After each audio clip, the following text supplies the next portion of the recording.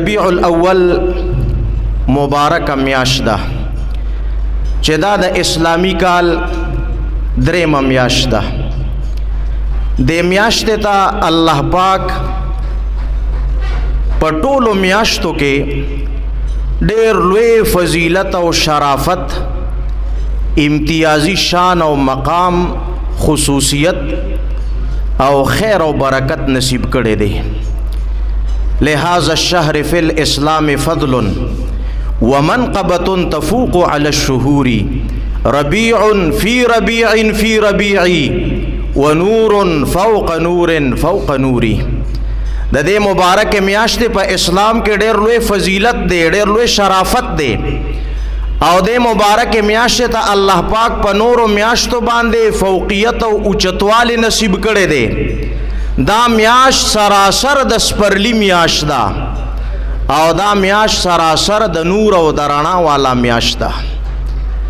د میاشت سره د مسلمانانو یو عجیبه والهانه او عاشقانه تعلق دی او دا غي وجه دا ده چې په دې مبارک میاشت د ربیع الاول کې زمونږ استاد محبوب آقا او مولا د دواړو جهانو مبارک سردار رحمت للعالمین شفیع المذنبین خاتم النبیین حضرت محمد مصطفی صلی الله علیه وسلم دنیا ته تشریف راوړی دی.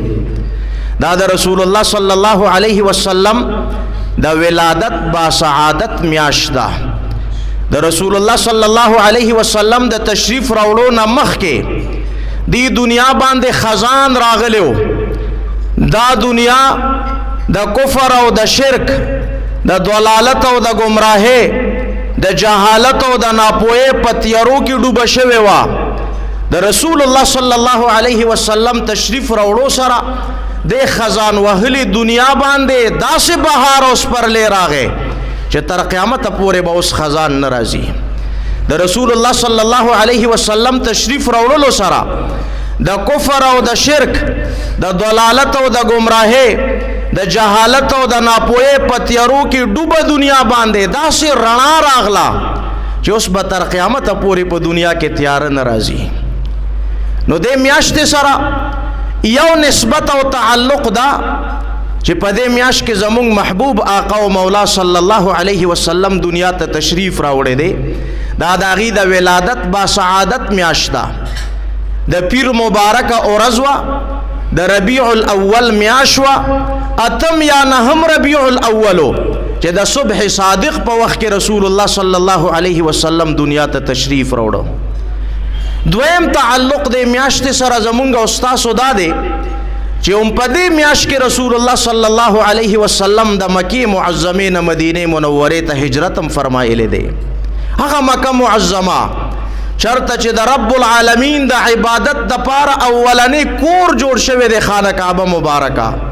هغه مکه معظمه چې الله پاک دا په مخ د ځمکه د ټولو ښارونو نه محبوب ښار دی او رسول الله صلی الله علیه وسلم چې په کومه موقع باندې هجرت کوي نو یو نظر مکې معظمې ته وکتل او ډېر د حسرت او د افسوس په انداز کې د مکې معظمې مبارک خار ته خطاب کوي، والله انک لخیر ارض الله واحب ارض الى الله.